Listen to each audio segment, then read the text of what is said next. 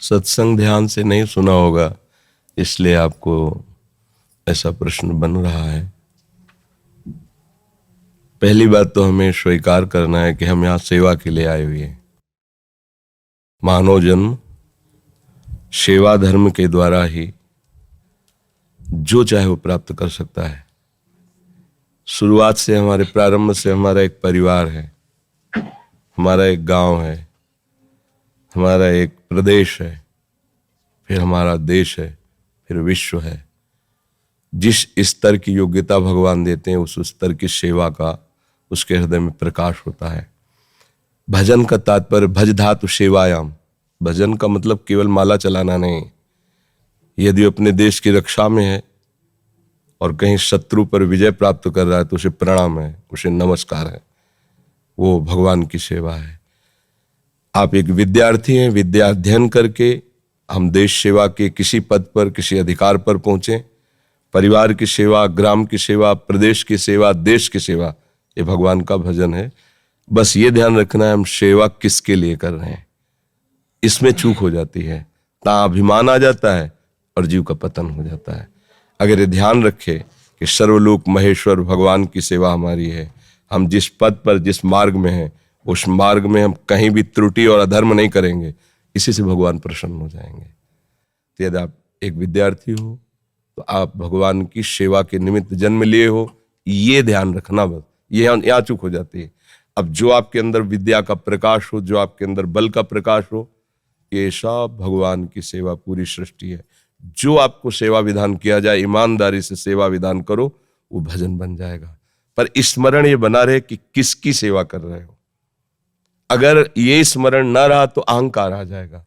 अहंकार आ गया तो जैसे हम बहुत सुंदर भोजन बनाया है और उसमें विष्ठा पड़ जाए तो फिर वो पाने योग्य नहीं रहता। ऐसे अगर अहंकार आ जाए कि मैंने किया तो व्यर्थ हो जाता है, वो भागवतिक नहीं रहता। तो इसी तरह हमें समाज सेवा करनी है। हम भी तो समाज सेवा कर रहे हैं। बाबा जी बन करके एकांत में भजन करने के बाद जो अनुभव हुआ समाज को दीजिए, ऐसे जाने नहीं देंगे भगवान। चलो करो, सेवा करो। सेवा धर्म सबसे महान है और सबको सेवा धर्म से ही भगवत प्राप्ति होती है। गुरु सेवा, इष्ट सेवा, समाज सेवा, माता पिता की सेवा, किसी की भी, किसी पशु पक्षी की भी सेवा भगवान की सेवा होती है। भज धातु सेवायाम। भजन का सीधा अर्थ है सेवा। हम भी भजन का सीधा अर्थ माला नहीं लेते। माला भी एक अंग है, पर सर्वांग भजन सेवा है। समझ रहे हो आप?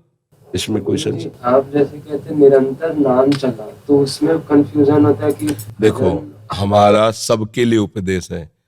जो निवृत्ति मार्ग का पथिक है, जिसने संसारिक कर्तव्य कर्मों को भगवान के चरणों में अर्पित करके लंगोटी लगा ली और भगवान के, अब वो क्या नहीं करेगा? अगर वो निरंतर भजन नहीं करेगा तो क्या करेगा? फिर छल कपट करेगा, पाखंड करेगा, दम्भ करेगा, नाटक करेगा, मरेगा, अपने धर्म से जाएगा, दूसरों को छल कपट में फंसाएगा। निरंतर तेरा कार्य है भजन कर। ये दो मार्ग है ना। अब प्रवृत्ति मार्ग में आप फावड़ा चला रहे हो, बीच बीच में राम कृष्ण हरि का सुमिरन, इससे बड़ा भजन और क्या हो सकता है? गोली टांगे हुए है, बॉर्डर में तैनात है और भगवत स्मरण परायण है कि हमारा देश सुरक्षित रहे। वो महात्मा है, कोई साधारण है। रात दिन जग कर प्राणों की आहुति देने के लिए तैयार है देश के लिए। प्रणाम। ये कोई साधारण बातें हैं? ये सेवा है, ये भी सेवा है। हाँ, जैसे संत महात्मा किसी को कहते नहीं, पर अपने भजन का जो फल है वो जगत को देते रहे। सर्वे भवन्तु सुखिनः, सर्वे सन्तु निरामया, सर्वे भद्राणि पश्यन्तु मा कश्चित् दुःख भाग् भवेत्।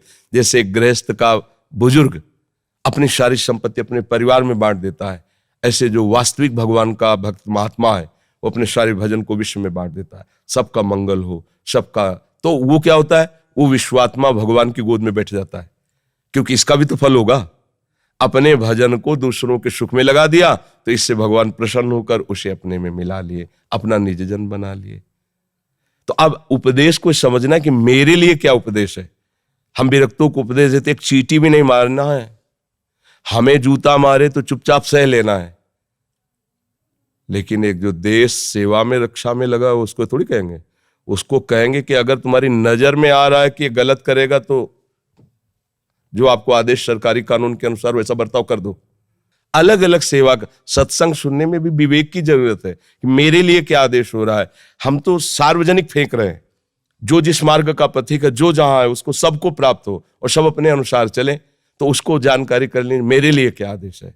विद्या अध्ययन करते हुए माता पिता को भगवान का भाव रखते हुए सेवन करो, और जितनी आप में बल बुद्धि है संसार के प्रत्येक प्राणी में वही बैठा हुआ है।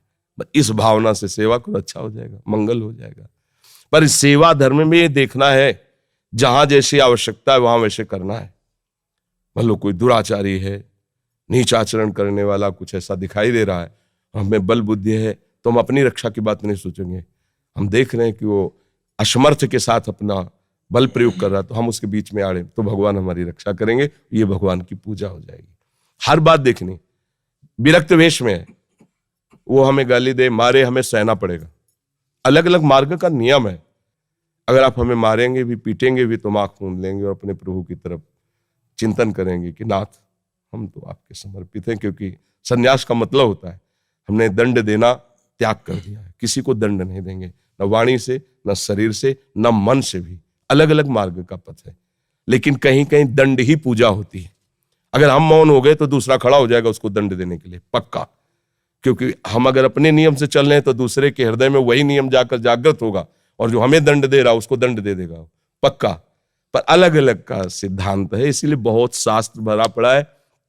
तो इसलिए गुरुजनों के पास बैठकर हर प्रश्न का उत्तर समझ लेना चाहिए। आपको समझ में आ गया?